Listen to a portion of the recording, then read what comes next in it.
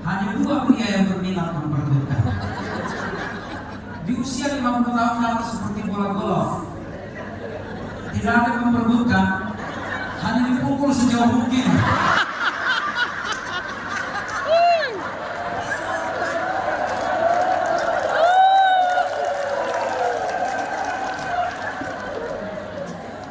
Endingnya nggak enak. Endingnya. Kenapa anak-anak kita sulit ketemu jodoh yang pas? Persoalannya di situ. Ketemu yang cocok ditikung teman. Tidak seiman. Ketemu yang seiman tapi ditikung teman. Ya. Ketemu yang seiman, cocok, teman mendukung, tapi orang tua nggak setuju. Terakhir, ketemu yang seiman, cocok, teman mendukung, orang tua setuju, jenis kelaminnya sama.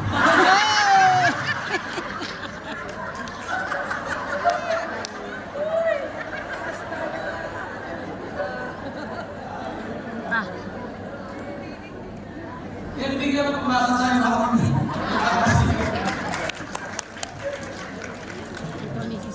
Baik, saya pikir cukup lah selingan bagi kita ya.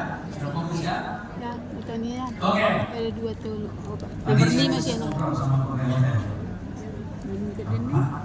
ini Ini darah dari mana sih? nomor 5 sih no. Agak rusuh tadi.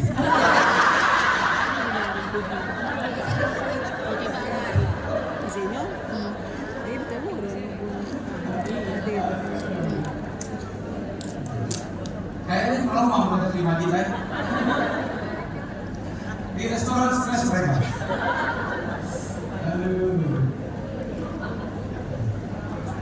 Mereka heran. Apalagi kan orang Jawa kan sedikit-sedikit. Ini kan kita ambil masih tinggi gunung sedikit janji. Sedikit-sedikit aja. Kaget dia. Oke, tadi sudah disampaikan oleh MC judul kita ya, bahayanya Ricardo. Ricardo ini harus bawah. Ano nih YouTube Kelihatan ba? bukan bawah tapi itu nyeret orang. Orang sering kaitkan ini dengan mitos Nirwana Ibu. Ya kan? Hati-hati masih di Pantai Selatan. Dan jangan pakai baju kuning dan hijau. Ya, kan itu kepercayaan dari perdataan Pantai Selatan yang pakai itu. Tapi ternyata sebenarnya ilmiahnya adalah karena adanya lingkar. Nanti kita coba lihat apa itu sebenarnya lingkar. Dan fokus kita adalah juga di kata in services dalam pelayanan.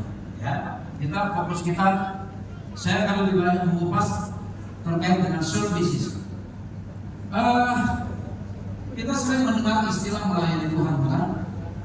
Ya, ibu-ibu melayani Tuhan, melayani pekerjaan Tuhan. Ini ibu-ibu yang datang ke sini yang aktif-aktif melayani semua, kan?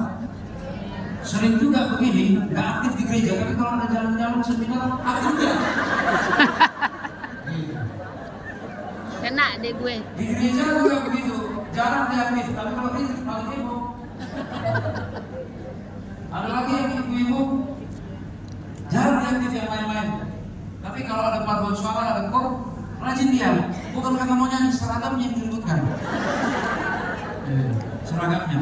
Pokoknya seragam dulu kita sepakati, masalah nyanyi nanti dulu. Ya kan? Oke, saya yakin ini yang aktif-aktif lah semua ya. Yang aktif positif semua tuh, bukan aktif negatif. Ya, aktif positif lah semua ya. Coba kalau kita tanya misalnya, bagaimana perasaan kita setelah atau ketika kita melayani? Ada nggak yang merasa dongkol gitu habis atau ketika kita melayani ada nggak yang merasa dongkol? Kalau dongkol kan? Kalau orang Jawa bilang getun, Jawa angkat cek, di JKT angkat tangan di JKT, Jogja, Semarang, Cilacap, Banyumas, Tegal, orang apa orang Benak, tolong angkat tangan. Hanya segini. Mana ibu Bella CS? Ya. kayak ada yang saya lihat Nggak bisa cara ya tong rumah tangga. waktu melayani itu bahkan ketika melayani ngomel-ngomel, sebel deh. Di Silorte. Ya, bahkan lagi naik mimbar ada yang ngomel-ngomel, ya sebel. Saya berharap tidak ada yang seperti itu di kita ya. Harapan kita semua adalah tipe pelayan yang memang efektif melakukan pekerjaan, bukan tukang ngomel-ngomel. Ya, soalnya ada beberapa tipe para wanita yang suka di dalam pelayanan pekerjaan Tuhan. Pertama, ada orang yang memang tipenya sangat capek sekali. Hampir tidak ada bahkan waktu untuk keluarga. Sangat serius dia menghabiskan waktu, menghabiskan energi, pikiran untuk pekerjaan gereja. Ya, dari pagi sampai malam, hampir setiap hari. Padahal bukan pendeta. Ya, ada yang sangat capek sekali. Ada yang kedua yang lumayan capek. Ya, masih bisa dia atur antara pelayanan ini dengan pekerjaan di rumah tangga atau bahkan mungkin pekerjaan di kantor bagian di kantor atau yang punya usaha bekerja di tempat usaha masing-masing. Ada yang lumayan capek. Ini termasuk efektif juga. Ya, yang ketiga ada yang tidak begitu capek. Dia tahu dia tak punya banyak waktu, sibuk. Ini masih positif juga. Maka ya dia berkontribusi, dia bisa kontribusi. Dia tahu diri, dia nggak mau jadi anggota majelis, tapi kalau ada kegiatan dia bantu diri. Ya, kalau ada yang kurang-kurang, ya dia nggak begitu ngomel-ngomel. Ya, nggak begitu ngomel. Tapi ada yang keempat, tipe yang bikin capek. Kerja enggak, ngomelian. Ya, kritik terus kerjaan. Bikin capek dong. Ide nggak ada, ya, nggak mau jadi anggota majelis, tapi semua majelis dikritik. Bikin capek. Ibu-ibu ada begitu? Ada. Biasanya yang menghadang aku tuh. Ya, ibu-ibu ada. Ya, semoga pulang dari sini atau semoga yang datang ke sini bukan yang tipe bikin capek. Ya, banyak sekarang gereja yang kita harus melalui growth by confidence. Ya, banyak gereja kita tumbuh karena konflik. Karena ini orang-orang yang bikin capek aja ini, ya nggak apa-apain, ya nggak apa-apain. Nah, ini ada satu kisah yang, saya asal di pertemuan BW saya dengar. Kalau saya apalagi selama di Junjung saya dengar paling sering ini dibahas yang kalau dalam pembahasan mengenai BWA, yaitu mengenai siapa? Ada yang tahu kisah pasti ini kisah paling familiar sama ibu-ibu, tapi kita akan melihat dari perspektif lain dulu. Siapa biasa yang dibahas? Siapa? Marta, Maria dan Marta. Saya senang sekali dengan dua perempuan. Kisah yang sederhana yang hanya dicatatkan singkat saja di Lukas 10 ayat 38 sampai 41 mungkin itu. Ya singkat saja. Ya, saya intinya begini kan. Ini saya sampaikan saja ceritanya. Intinya Maria menerima kunjungan Yesus. Ya, Maria menerima kunjungan Yesus. Maria dan Marta, mereka kakak adik. Mereka terima kunjungan Yesus datang ke rumahnya. Marta, seorang perempuan yang sangat welcome, menjawab tamu. Maka dia persiapkan, dia buat yang terbaik supaya tamunya dilayani dengan baik. Sibuk dia di dapur, ya, sibuk dia. Gak ada masalah, dia sibuk di dapur. Ya, ini adalah satu hospitality. Satu keramahan yang memang harus dibudayakan oleh kita. Ya, oleh kita, apalagi kita orang Kristen, kita harus ramah menjamu tamu. Ya, jangan sampai ya kita menjamu tamu kadang-kadang begini. Ada dibikin acara rumah tangga di rumahnya. Makanannya tidak makanan terbaik dibuat menjamu tamu. Ya, Apalagi ada orang saya datang begini ngomong, kebetulan yang terima rumah ini, yang jadi tuan rumah, boleh dibilang secara ekonomi cukup kaya. Di gereja itu banyak yang kurang kaya. Lalu dia bilang, udah gak usah bikin masakan yang mewah-mewah, nggak bisa juga mereka makan yang enak-enak. Ya, lalu dibuat makanan biasa. Ini saya kata langsung ini. Ya, Marta adalah salah satu contoh wanita yang sangat baik di dalam melayani menerima tamu, menjamu tamu. Dan ini bakat seperti ini harus dibiasakan. Ini sangat bagus. Ya, sangat bagus. Dia buat yang terbaik supaya tamunya itu jangan sampai kecewa. Ya, dia sajikan apa yang terbaik supaya tamunya puas pulang dari rumah. Apa sih sebenarnya masalahnya? Ya, Marta orang yang mewakili tipe wanita yang aktif dan sibuk, gak ada sebenarnya di situ masalah. Ya, aktif, sibuk, bagus. Ya, di gereja juga kita perhatikan kalau gereja itu wanita-wanitanya aktif, bapak-bapak juga akan semangat itu. Ya, anak-anak juga akan semangat. Bagus, ini adalah satu tipe yang baik. Ya, tapi dalam konteks pelayanan, persoalannya adalah bahaya kalau fokusnya tidak ke Kristus. Ya, dalam konteks pelayanan, bahayanya adalah kalau fokusnya tidak ke Kristus, muncul kesombongan rohani. Apa kesombongan rohaninya? Maka kita bahas pelan-pelan.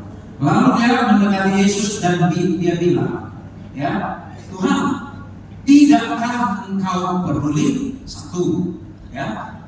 Lalu bahwa saudaraku membiarkan aku melayani seorang diri. Dua, tiga, suruhlah dia membantu. Ya, inilah ucapan Marta yang singkat ini di Lukas 9:40. Inilah persoalan di mana Tuhan nggak kau pedulikan. Ya, saudaraku, dia biarkan aku melayani sendiri. Suruhlah dia membantu. Ya, persoalannya di mana? Kesombongan rohaninya Marta di mana sih? Satu, dia aktif.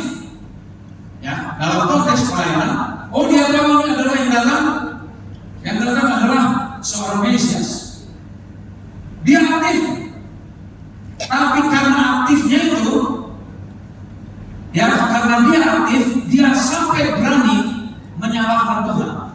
Tuhan yang salah, Tuhan nggak peduli, nggak peduli kan? Itu satu ya. Keaktifan dia itu, dia pikir bisa menjadi tiket bagi dia untuk mempersalahkan Tuhan.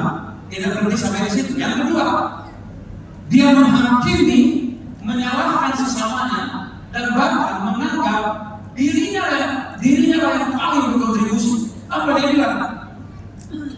Dia bilang, saudaraku membiarkan aku melayani seorang diri. Membiarkan aku. Sudah ada judgment, sudah ada menghakimi di situ. Karena dia wajib, karena dia yang bekerja. Jelas memang saat itu dia yang bekerja, tidak ada yang lain, memang dia yang bekerja. Tapi karena dia wajib, dia aktif, dia pakai itu satu, menyalahkan Tuhan. Lalu yang kedua, dia menghakimi sesamanya, dan bahkan dia menganggap dia biarkan aku melayani seorang diri. Ya, melayani seorang diri. Ini hati-hati di gereja seperti itu. Kalau kata masalah ya gereja tidak bisa. Aduh, ibu-ibu di sini ada khusus Pak. Harus kita lakukan, harus kita buat begini, harus kita buat apa? Saya tidak bisa. Ibu hati-hati. Aktif, tapi bukan menyalahkan Tuhan. Yang kedua, aktif, mulai salah orang lain. Lalu menganggap, kalau bukan karena saya. Ingat, hati-hati dengan masalah menghakimi. Coba kita belajar dari Tamak itu. Ketika manusia berdosa, ada di mana? Ya, apa persoalannya? Kita belajar dari Tamak itu. Begitu manusia mulai saling menghakimi, di situ Tuhan manusia. Hati-hati. Anak menyalakan si perempuan menyalakan bola. Marah di situ mereka Yesus.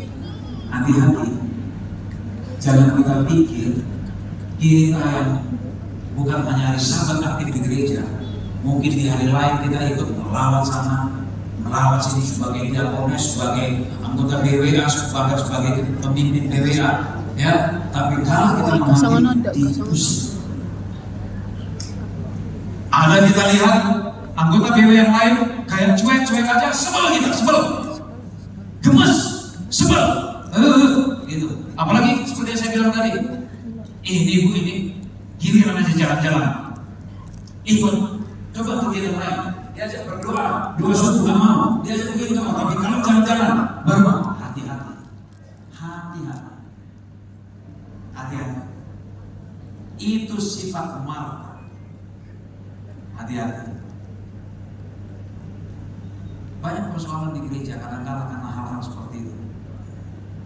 Yang bikin masalah sebenarnya juga bukan hanya yang tidak aktif. Yang bikin masalah justru juga yang aktif. Karena apa? Karena sering menghakimi orang lain. Ya, karena sering menghakimi. Kesombongan yang berikut. Kesombongan yang berikut adalah apa? Yang ketiga, suruhlah dia membantu aku. Lihat, mentang-mentang dia sudah kerja di dapur dan hanya dia, Tuhan diatur, suruh dia membantu aku. Ya, Tuhan diatur. Ini luar biasa nih. Ya, kalau kita simpulkan, karena dia sudah sibuk melayani, dia pikir dia berhak untuk marah dan menyalahkan Tuhan. Dia pikir dia berhak untuk menghakimi sesama, dan dia pikir dia berhak menganggap dirinya berjasa. Dan bahkan lebih dari itu, diaturnya Tuhan, diaturnya pemimpin. Ya, pendeta pun diaturnya, ketua jemaat pun diaturnya, hanya karena aktif. Pak Pendeta kan lihat saya sudah capek mati-matian. Tegur dong ibu-ibu itu Pak Pendeta. Ya, ada kita yang begitu, jawab saja dalam hati, tidak usah buat kesaksian. Perlu dibikin seksi kesaksian khusus. Ibu-ibu, saya mau ingatkan, yang kadang-kadang kan saya kalau ibu-ibu di beberapa gereja hari Minggu pagi senam apa itu gini-gini ya, apa itu ya, senamnya baru ada lagi menjahit tanpa pakaian, apa itu program kalian itu, ya kan? Pokoknya tambah, Apa mesin jahit? macam-macam lah pokoknya. Yang tak terpikirkan bapak-bapak itulah program kalian pokoknya. Yang hebat-hebat itu semua. Lalu, ya kan? Ibu-ibu di gereja itu ada 30, yang datang hanya 12. Lalu dia bilang, memang ibu-ibu yang lain nggak becus semua. Hanya waktu makan-makan sama jalan-jalan aja memangnya datang. Coba yang begini-begini. Apalagi kalau sudah dibikin di WA group untuk kumpul sumbangan, semua diam. Betul kan? Iya betul. Coba kalau pas di WA group bicara, kita di itinerinya gimana, makan apa, seragamnya apa, semua kasih pendapat. Tapi pas dibilang iurannya segini ibu-ibu, bagaimana setuju kak? Iya. Padahal udah kita lihat info itu sudah dibaca semua itu, tapi nggak ada yang kasih komen. Iya semua. Ya kan? Betul ibu-ibu? Janganlah curhat banget. Gak usah terlalu kuat jadi kelihatan curhat. Ya. Tapi kalaupun karena keaktifan kita tidak punya hak untuk menghakimi orang yang menurut kita tidak. Ini penyakit rohani bagi orang-orang yang aktif di gereja yang dia tidak tahu siapa sebenarnya yang dilayani. Ya, hati-hati. Sikap seperti ini, ya, sikap seperti tadi, sikap melayani seperti itu, kita seolah-olah seperti tidak sadar kita terseret oleh arus ombak yang deras di bawah sebenarnya. Kelihatan tenang. Itulah yang disebut dengan rikarat. Kejadian pada waktu awal tahun lalu, ya, ada 13 pelajar terseret tempat meninggal, ya kan? Ini di Jogja kejadian. Kenapa saya bawa ini? Karena Jogja sangat terkenal rikarat, dan Bapak Ibu ada di sini, siapa tahu hari Minggu nanti ada yang ke British supaya hati-hati. ada lingkaran di sini. Ya, ini lingkaran. Ketika dua ombak ketemu, saling kuat lalu berpisah. Nah ini begitu ombak ini kelihatan airnya warna lebih gelap, ya itulah lingkaran arus yang menarik kita. Dan semakin kita berusaha keras melawan, tidak ada gunanya, semakin diseret, semakin diseret. Ya. Artinya dalam konteks perayaan semakin kita aktif, tapi kita lupa bahwa kita sedang terseret arus bawah yang keras itu dengan sifat yang menghakimi tadi, menyalahkan Tuhan, bahkan mengatur orang, bahkan Tuhan pun mau diatur, suruh dia melayani yang luar biasa. Kalaupun gereja itu misalnya ibu yang mendanai semua kegiatan itu, bukan berarti dana itu bisa mengatur perbedaannya, mengatur kehidupannya, mengatur semua. Ini rita hati-hati.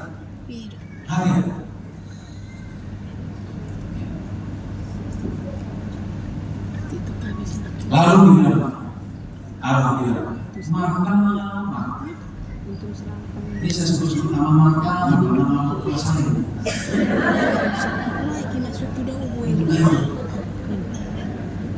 Dan saya akan itu. Karena saya nama itu.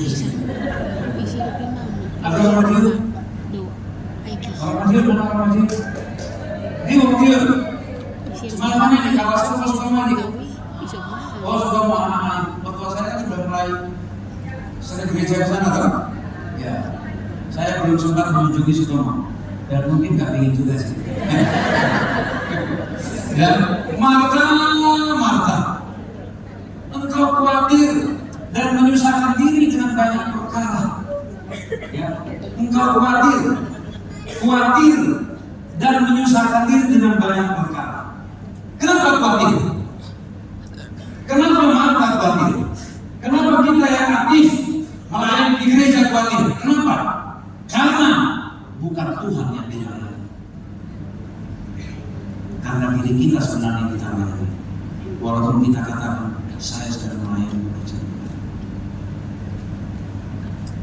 Mengapa? Siapa yang melayani? Kepuasan ego sendiri. Khawatir kalau tidak lebih baik dari tahun sebelumnya.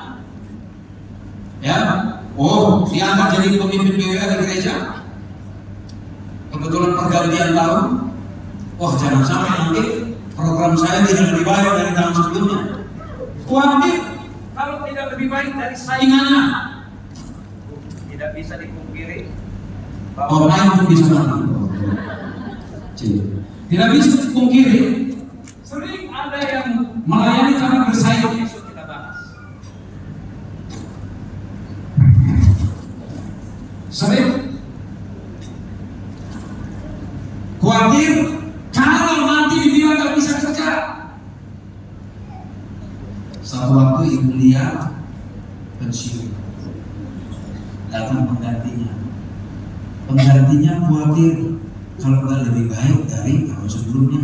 Khawatir kalau nggak bisa dibilang nggak bisa kerja dibandingkan nanti sama ibu Lia. Di gereja sering begitu. Jadi sibuk bikin program bukan karena supaya terbangun rohani ibu, tapi harga diri ibu. Ini masalah harga diri. Ya, emang hanya dia yang bisa. Ini fakta yang sering terjadi di beberapa gereja. Program itu sering kita buat karena saya, karena insecure.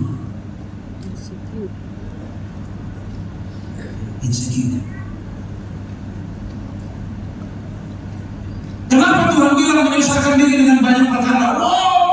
Di dalam pelayanan kita susun banyak program ini, program yang tadi itu, ya. Menjahit tanpa benang, terus apa lagi itu? Apa sih programnya? Mungkin tanpa mesin. Saya pikir menjahit tanpa pakaian, menjahit tanpa pakaian, tanpa benang, tanpa mesin ya. Menjahit tanpa mesin, lalu bikin tas, bikin apa lagi itu? macam-macam lah. Yang dalam bikin masak-masakan, demo masak, terus ada lagi jalan-jalan. Kalau orang Jakarta ada BWA, goes to Cirebon, gitu ya. Lalu ada pelayanan kemana? Ke Gunung Kidul. Padahal yang kita gereja sendiri belum dilayani, ya kan? Tapi jauh-jauh ke Gunung Kidul. Lalu macam-macam lah. Kita buat program, berbagai macam program. Anggota kurang berminat, malah dia merasakan itu. Marta, engkau khawatir dan menyusahkan dirimu sendiri. Ya kan? Marta. Iya itu. Kenapa gak didukung? Karena bukan itu sebenarnya kebutuhannya mereka. Ada yang ibu, karena dia tukang senam, wah dibikin programnya senam tiap pagi hari Minggu jam 6 setelah habis buka subuh, gini-gini. Yang datang itu orang ngambek dia. Ibu-ibu di sini nggak mendukung program saya, pendeta. Dia yang seperti begini.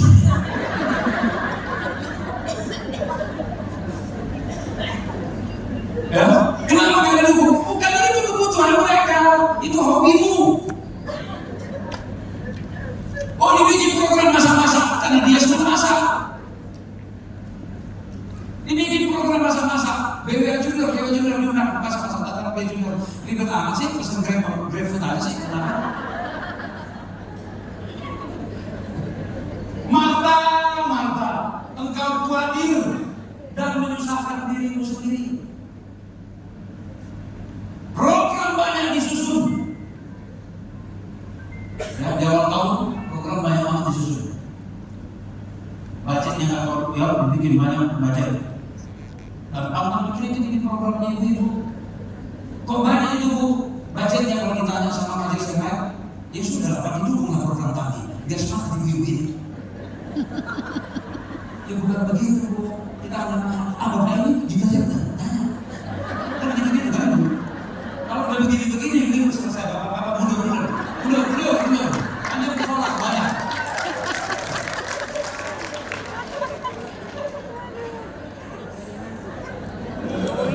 Marta, engkau khawatir dan ada yang curhat sama dia dengan banyak pengalaman dari gereja aja. Kita bikin program kita yang kita senangi belum tentu yang dibutuhkan oleh para wanita di gereja kita. Marta, ya, engkau khawatir dan menyusahkan diri dengan banyak program. Hati-hati dengan Rika dalam pelayanan. Tampak berenang sekuat-kuatnya, bekerja melayani sekuat-kuatnya, tapi malah menjauh terseret oleh arus yang mematikan. Sibuk, tapi tidak menemukan inti dari apa yang dilayani dan siapa sebenarnya yang dilayani. Sibuk.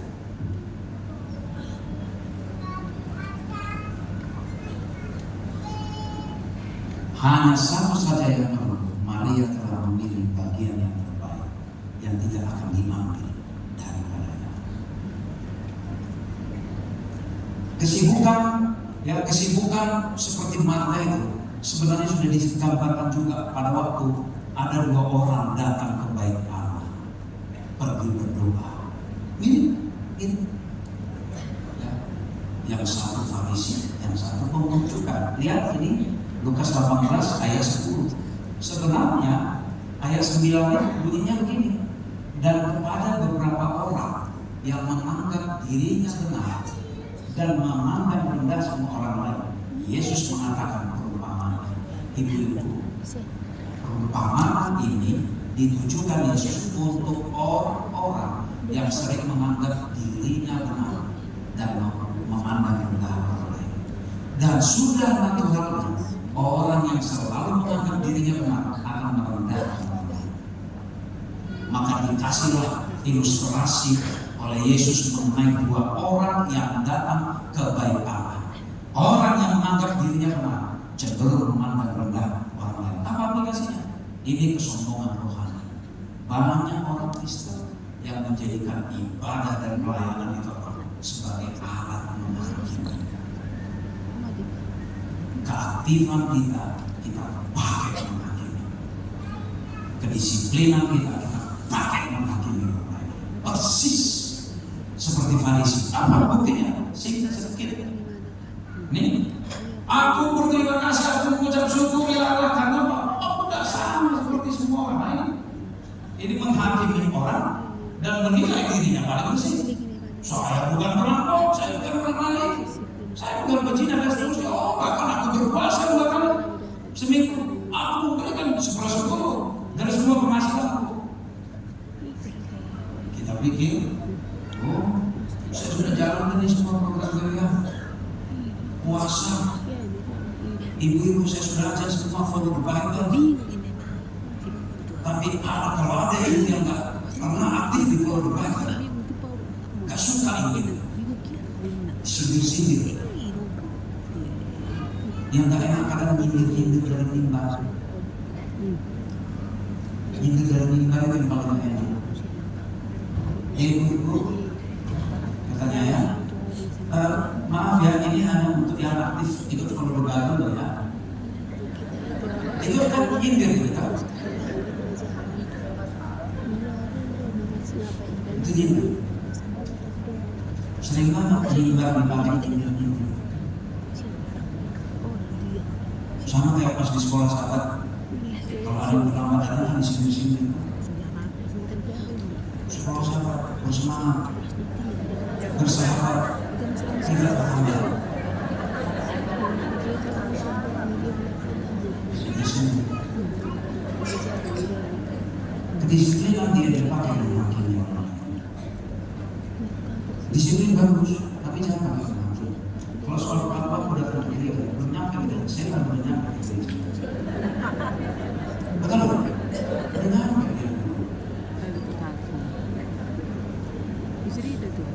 Jangan sampai kita aktif melayani di gereja seharian sepanjang Sabat penuh.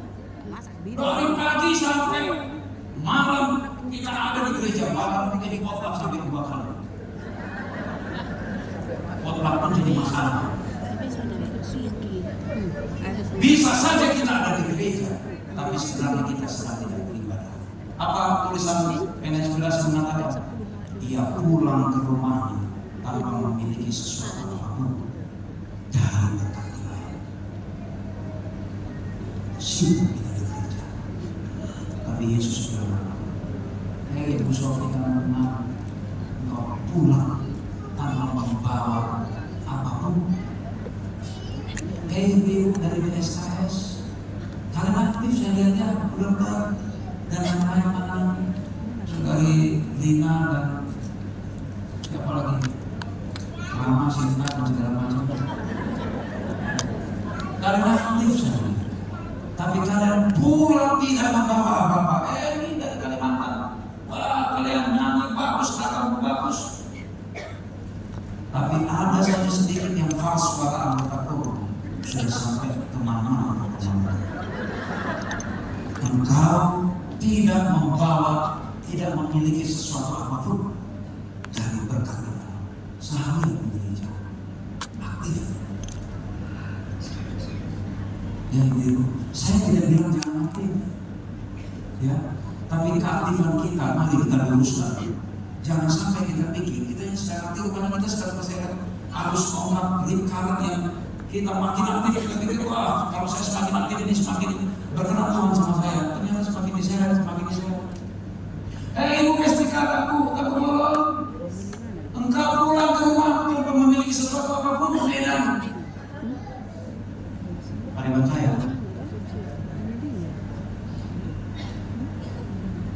Ibu-ibu Jakarta Conference. Nah ini saya sapa dulu lah satu conference dengan saya. Ibu-ibu Jakarta Conference. Wow, biasanya paling ramai di Jakarta ini. Udah bisa sekarang ya Jakarta Banten. Jakarta Banten. Mana Jakarta Banten? Di sini semuanya. Sama manggil saya. Ada kakak saya di sini. Engkau pulang ke rumah tanpa memiliki sesuatu apapun. Aktif seharian, pas pulang ke rumah di mobil. Jadi cerita suami. Sebelum sekali saya dari dia ibadah. Bagaimana begini, diomongin apapun nggak bisa. Bukan sudah begini, ini gini kalau lagi engkau pulang ke rumah tanpa memiliki sesuatu apapun dari berkat Tuhan.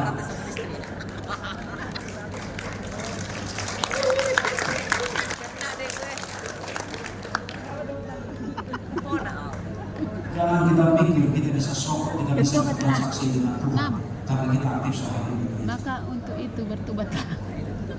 Sejarah seperti mata. Pedang berbata dua. Hati-hati, jangan sampai kita melayani dengan pikiran yang bergejolak seperti Marta itu. Sambil dia beres ini, si Maya nggak ngerti kan? Apa sampai beres ini? Dulu aja di sana. Dan dia tambah sibuk sini. Nanti yang temanin Yesus ya. Kalau masih gereja, Kalau dia malas. dikerjain begini. Hah? Kan ada kan pengertian. Maksudku. Kalau ini kan, Yang masih Maria ikut masak. kita melayani, jangan sampai kita melayani dengan pikiran yang bergejolak. Kita ngomong bahwa kita sedang melayani Tuhan, melayani pekerjaan Tuhan, dan ini sedang mengerjakan pekerjaan gereja. Tapi di sini bergejolak terus, nyala terus, sambil terjadi. Marta, Ada dodongan kan? batin, Ya kalau si Maria. jangan sampai kita melayani Tuhan dengan kepahitan hidup. Tahu kepahitan hidup?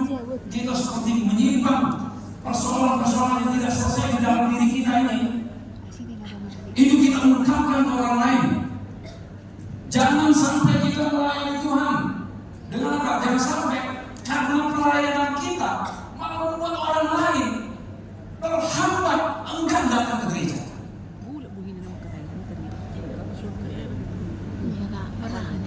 Banyak orang nggak datang ke gereja bukan karena apa? Justru orang yang aktif yang bikin.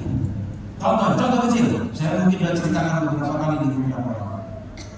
Di diskusi sekolah saya, di absen nggak belajar, ada yang nggak belajar. Sudah tahu ibu itu nggak belajar, jangan lagi ditanya-tanya. Gimana? Jadi udah lama nggak belajar kok ya. Udah gitu gak belajar di situ. Makanya ibu dibaca dong buku belajar di sekolah saya. Ini mahal loh di gereja saya. Jangan dia belajar. Sampai depan datang online dia. Enggak. Kenapa gereja kita orang-orang lebih suka datang menjelang jam khotbah, menunggu jam diskusi sekolah sama lewat dulu. Karena sudah tahu nggak ada tanya-tanya.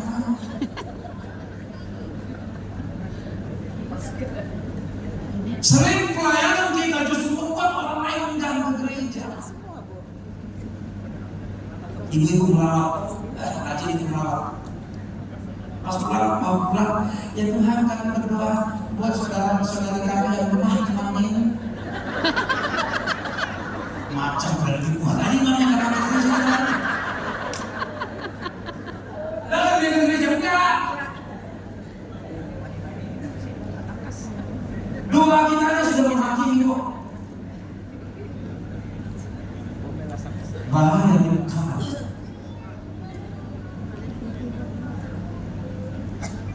Ibu, jangan sampai hati-hati ini arus-arus yang kita tidak sadari. Jika dalam pelayanan di gereja masih ada pilih kasih, roh persaingan, unjuk kebolehan, sakit hati karena merasa tidak didukung, sering banget begitu kan?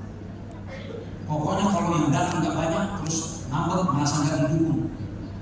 Besok-besok gak banyak tidak program di majelis curhat ke dia, ya kan?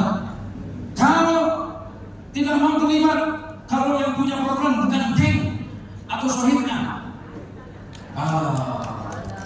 ini saya begini. Kalau CS-nya yang pemimpin BWA, apa program dijalani? Tahun depan ganti pemimpin BWA yang lain, bukan CS-nya, hilang dia.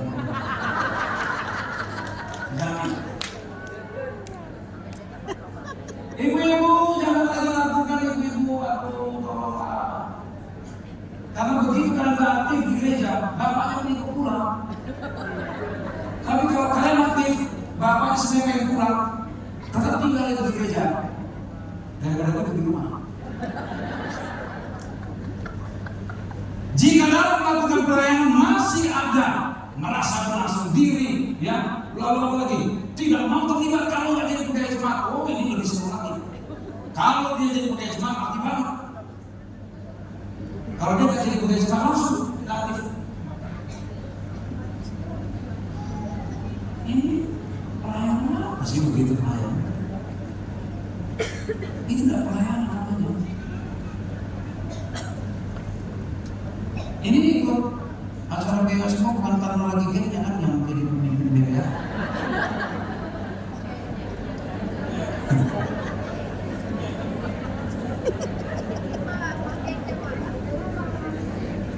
Pertanyaannya adalah Tuhan yang mana yang sedang kita layani kalau ini?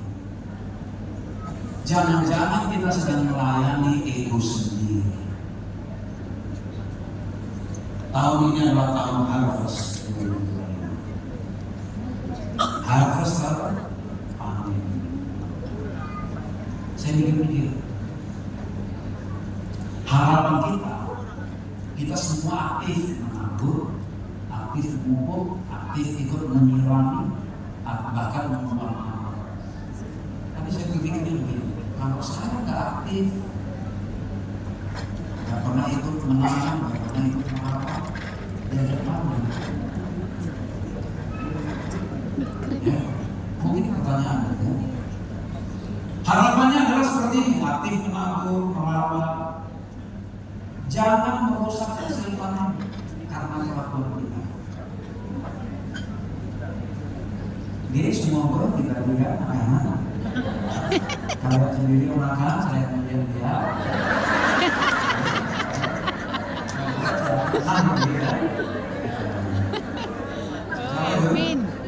Jangan merusak hasil panen karena kelakuan kita. Harapan kita, sikap memanen itu harus gembira. Namanya orang memanen harus gembira. Jangan bersungut-sungut. Karena apa? Memanen pun butuh usaha. Ya, siapa yang pernah menjadi petani? Ya, betul kan? Mau panen itu kan juga butuh tenaga yang keras kan? Jangan bersungut-sungut karena ini waktunya panen.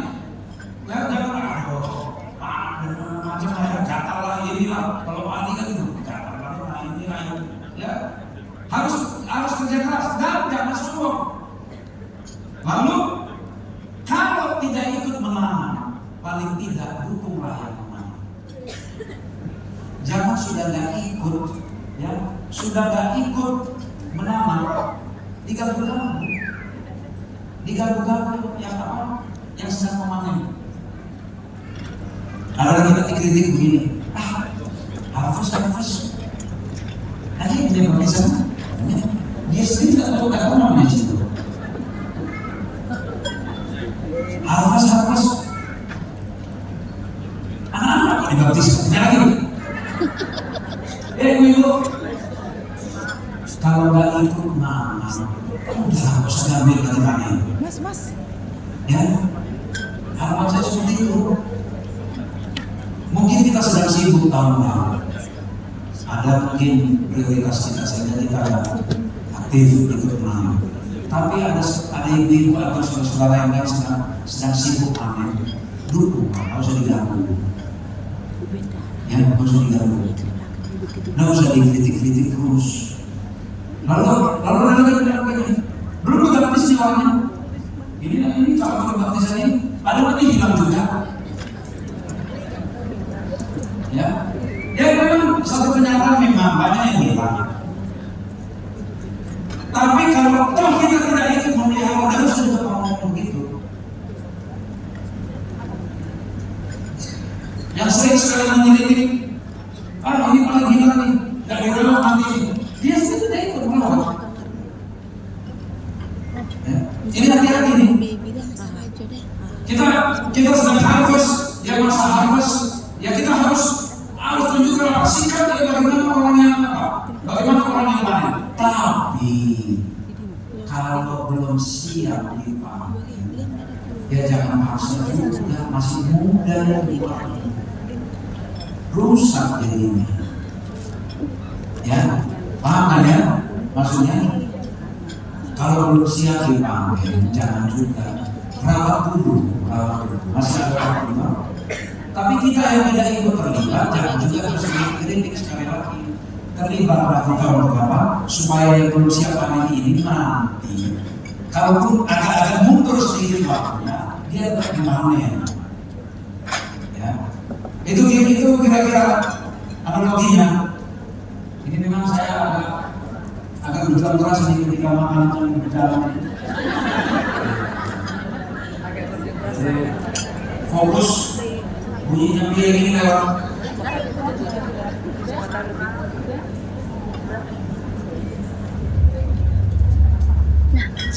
Mari para BBA, kita fokus bekerja jangan apa? Kepada Yesus, jangan fokus ke diri sendiri. Apalagi ke kesalahan orang lain. Karena ya, kalau kita fokus kepada kesalahan orang lain, hanya bikin konflik. Betul? Betul ya? Kalau kita fokus kepada kelemahan orang lain, ingat, orang yang kita kritik itu bukan yang lebih baik menurut pandangan kita, tapi yang ada perselisihan yang muncul. Dan jangan main-main dengan konflik. Ini saya buka ulang, ya, saya buka ulang. Mengapa orang meninggalkan gereja kita? Saya buka ulang. 3 diantaranya nanti terkait konflik. Sekali lagi, tadi di sini fokuslah, jangan fokus kepada kesalahan orang lain, karena fokus kepada kesalahan orang lain hanya menimbulkan konflik. Saya buka, ya saya ulang, saya yakin pernah saya tampilkan. Mengapa orang meninggalkan gereja kita? 1, karena adanya anggapan bahwa kita ini munafik. Itulah penyebab terbesar orang meninggalkan gereja kita. Lalu masalah rumah tangga, lalu kurang teman di gereja. Saya masih ingat seminarnya almarhum pendeta Haji Habibie yang katakan, kalau seseorang dibaptis dalam 6 bulan dia tidak mendapatkan teman sedikitnya 6 orang, diproyeksi orang ini akan meninggalkan gereja. Maka ibu-ibu jangan berkelompok terus ya. Yang tukang bakul, tukang dagang putus-putus, jangan memulai sama putus-putus. Terus perhatikan itu ada tamu, ya, ada tamu. Ketika kamu ada anggota baru yang dia masih belum dapat teman, ibu-ibu, ya, yang sukanya mungkin kalian shopping bareng, kalau shopping pakai baju warnanya sama semua, ya hijau-hijau semua, gitu ya, kayak belahan. Tolong ingat, ada ibu tamu yang belum dapat teman. Kalau makan, jangan main sama kayaknya terus. Itu sesi-sesi korporat itu kadang banyak mendaratnya juga. Disitulah sesi-sesi mengenal positif orang lain, berkelompok-kelompok dan di situ. Kayak ini sebenarnya harusnya duduknya ini dicampur. Ini berangkat dari Kalimantan, itu temannya, seminar itu temannya, jalan itu temannya, pulang itu Kalimantan. Nggak kenal-kenal di seminar. Padahal dia tahu ada seminar begini kan? Ya, jangan berkelompok-kelompok yang di gereja itu. Tolonglah, banyak yang perlu diperhatikan. Ya, kalaupun kalian punya dagangan yang lebih mencas, lebih bagus bajunya, ada ibu yang mungkin ya karena ekonomi tangga kalau punya yang di bawah memang tidak bisa kata misalnya, ya nggak bisa juga di sini di rumah. Kadang-kadang nggak ikut katanya. Kalau nggak senang dia Ada ibu-ibu yang nggak matching bajunya, kasih bajunya. Jangan kayak kita nggak tahu solusi. Ya ibu, saya ini sekarang lihat ada ibu yang kayak orang pintar di pojok. Yang namanya orang susah kan ekspresi itu kayak orang tekan batin. Kita karena lagi sejarah bisa bertahun-tahun, bisa makan. Tapi kalau memperhatikan yang berangkat dari perjuangan yang luar biasa untuk ke gereja saja, dia berjuang untuk bisa punya monos. Lalu sampai gereja karena mencintai dia, mau dia lagi ke gereja. Lalu kita bilang, ini perjuangan berarti sih tadi kita semua. Tapi jangan begini di mana? Ya, ibu. Apalagi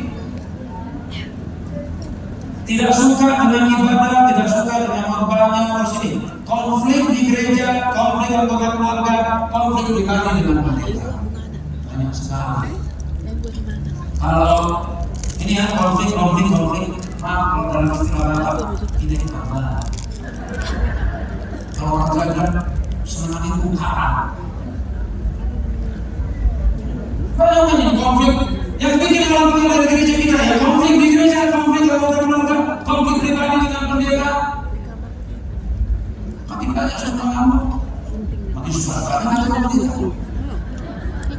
Pendetanya itu apa kita berlaku? Ayo pakai lagi bulan. Ini masalah. Ya, masalah konflik itu muncul karena orang yang masuk suka di situ. Kenapa dia suka? Karena dia pikir dia pada kontribusi kayak orang lain. Ini isinya Kayak mantap. Apa yang paling kontribusi di sini? Kalian yang kerja ini. Tuhan pun salah tahu apa bukan masuk. Tidak perlu juga Tuhan. Semua dia kerja. Nih. Kalau sampai situ maka kita bawa ke gereja.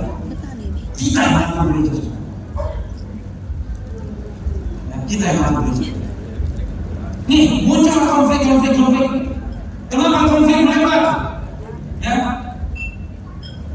Mengapa konflik sulit diselesaikan? Sedikit lagi di materi saya. Sedikit-sedikitnya yang saya ajarkan. Kenapa konflik sulit diselesaikan? Ada dua jenis konflik. Ini saya mau sampaikan sedikit. Ada dua jenis konflik. Satu, ada namanya konflik kognitif. Konflik yang melibatkan perbedaan pikiran, perbedaan pandangan, perbedaan konsep. Ini bagus, gak apa-apa. Ya, ini bagus. Konflik seperti ini produktif di majelis ibu-ibu atau di panitia di keputusan BWA. Beda pendapat, bagus. Teruskan supaya tajam keputusan yang diambil. Itu gak apa-apa. Ini konflik yang sangat baik. Sana punya konsep, sini punya konsep. Hadapi konsep dengan konsep. Yang bikin masalah adalah ini. Ada konflik yang kedua, yaitu afektif konflik, konflik perasaan. Konflik perasaan, konflik yang melibatkan perasaan. Bukan ini, ya, bukan perbedaan konsep, tapi perasaan. Ya, ini konflik emosional. Ini yang disebut baper. Ya, baper. Lalu kenapa konflik semakin melebar? Karena konflik di otak digeser kemana? Ke perasaan. Ibu-ibu rapat majelis, ibu punya konsep. Pada majelis kami ibu-ibu punya program begini. Lalu ada seorang bapak, Bu, saya nggak setuju dengan program ibu karena begini. Langsung tersinggung ibu itu. Lalu dia cerita lagi keluar. Sebenarnya program kita itu sudah saya sampaikan, tapi disebabkan itu sentimen banget dia sama. Dia yang mendukung itu, dia yang mempengaruhi, katanya lagi langsung. Padahal dia hanya seorang bapak itu men-challenge ide kita. Kenapa konflik semakin melebar? Karena digeser ke perasaan. Ya, tadinya ribut masalah atau tadinya Tapi akhirnya keluar dari majelis masalah apa? Si bapak ibu sentimen sama saya. Tersebarlah ke sana ke gereja. Terjadi perselisihan antara ibu A dengan bapak B. Lalu bapak-bapak ini kesalahan lagi. Orang bilang, dulu juga ibu-ibu ulang menanya lagi. Mengapa bisa begini? Karena orang yang kalah ide main hati. Saya bilang, ibu-ibu, kalau nggak siap beda pendapat, tolong pikir-pikir ulang. Lebih baik jangan jadi majelis. Karena kalau asal beda pendapat terus dianggap nggak mendukung. Ini penyakit di gereja kita, saya sering banget mendengar kata tidak mendukung. Pokoknya asal ada yang beda pendapat tidak mendukung. Orang yang kalah ide main hati. Kalau biasanya orang yang main hati yang kalah ide itu supaya dapat simpati, dia playing victim, seolah-olah dizolimi. Bahasa ibu-ibu biasa gini. Ya lah, tampang kita orang miskin. Ada yang kenal kita orang miskin. Padahal diskusinya bukan masalah kaya miskin, ide buatnya baik. Tapi keluar dari majelis kita kan biasa di sini kalau orang kaya seperti itu, kalau kita yang miskin ini apa lah? Kalau begitu, saya kasih buku kacang hijau gitu.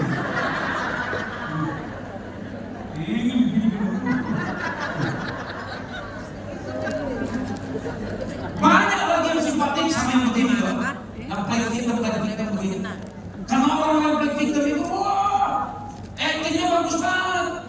Orang yang bisa membuat orang simpatik sama dia. Tampang itu tampang memeras. Idenya sebenarnya tidak baik.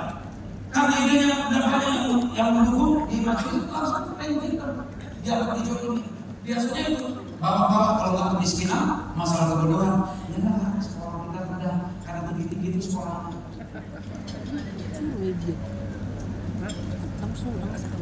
Nih ya, lalu kenapa lagi konflik makin melebar ini? Ada cheerleaders. Tahu cheerleaders pernah sholat?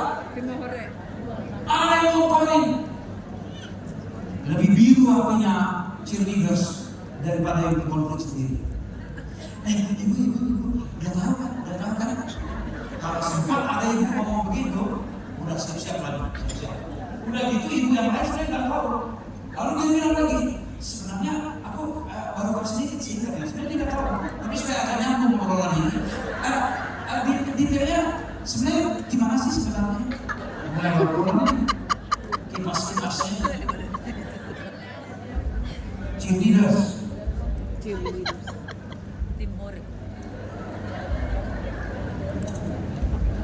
Memang menarik dari cheerleaders ini. Kalau ibu batak ini tidak.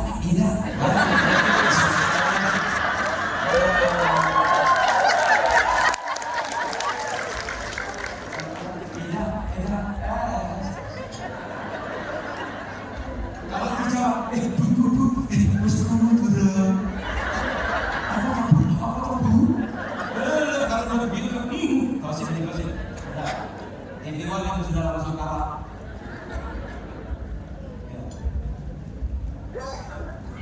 Ini fakta-fakta yang kita harus akui. Ini ada, tapi kita harus akui.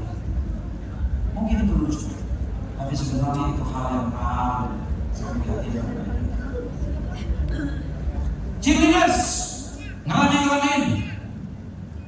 Kenapa ada orang mau jadi cheerleaders? Ada tipe orang yang memang senangnya ramai gereja itu. Ada orang yang tipenya tipe cumi-cumi. Tahu tipe cumi-cumi? Ada ikan teri, ribuan ikan teri lagi bikin formasi, muter-muter gini. Datang cumi-cumi, semprot dan hitam. Bubar. Ada orang tipe cumi-cumi yang gak senang memang melihat satu komunitas itu tenang-tenang. Ada lagi kenapa orang jadi cheerleaders? Alasan in-group. Tahu in-group? In-group itu alasan kesamaan. Wah berarti kita orang Batak. Satu marga, satu kampung, satu alma mater, satu angkatan, satu macam-macam. Oh, ini orang dulu yang mengebantu. Saya lihat ada Pak Siroha. Misalnya saya pernah dibantu Pak Siroha. Satu waktu ada yang berkonflik dengan Pak Siroha. Lalu saya bilang, siapapun yang mengganggu Pak Siroha itu mengganggu saya. Padahal belum tahu apa persoalannya. Yang penting jangan diganggu ini orang. Tuh, di gereja sering begini. Ada orang yang tidak aktif dalam gereja, tapi kalau ada dari gereja, maju dia. Maju.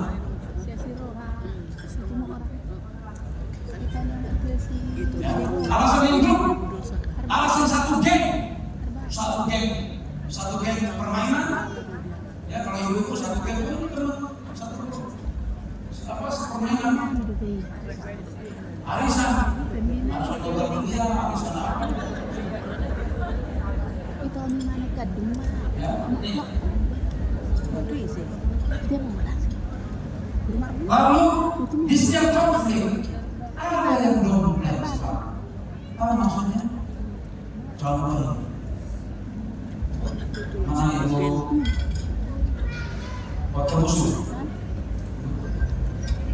dari Banjarmasin, misalnya saya berkonflik dengan ibu beliau. Sebenarnya beliau sudah nyimpan dan senang dari beliau, tapi disimpan. Kebetulan saya dari konflik, maka ibu numpang kendaraan lewat saya. Lalu tiba-tiba datang, Kak Tobing. Ternyata bukan hanya saya ya yang dibikin ibu beliau begitu. Kan biasanya begini tuh.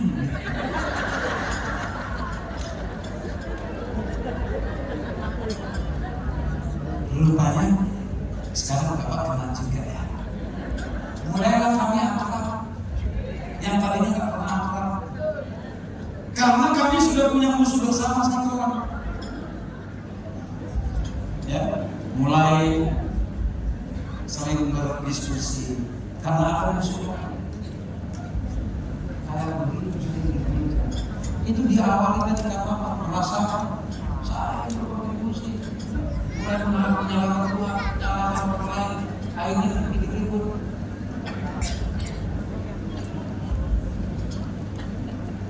Kenapa saya katakan banyak orang mau bertahu, mau memberi. Percaya tak ibu bahwa ibu bisa meredakan keributan di gereja? Tapi percaya bahwa kalian punya power yang kuat bikin gereja retak? Percaya? Percaya?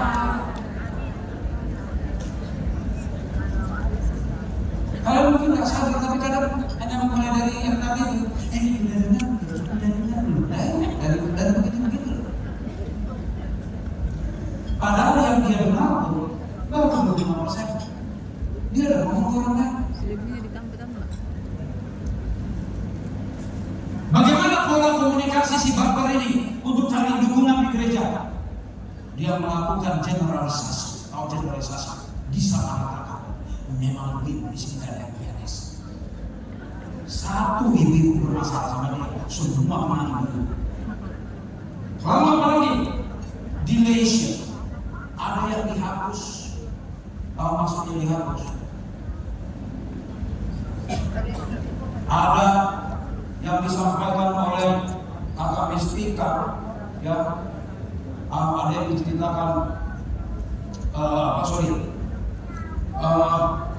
yang saya ceritakan ke Ibu Mistika ini hanyalah yang baik-baiknya yang saya buat.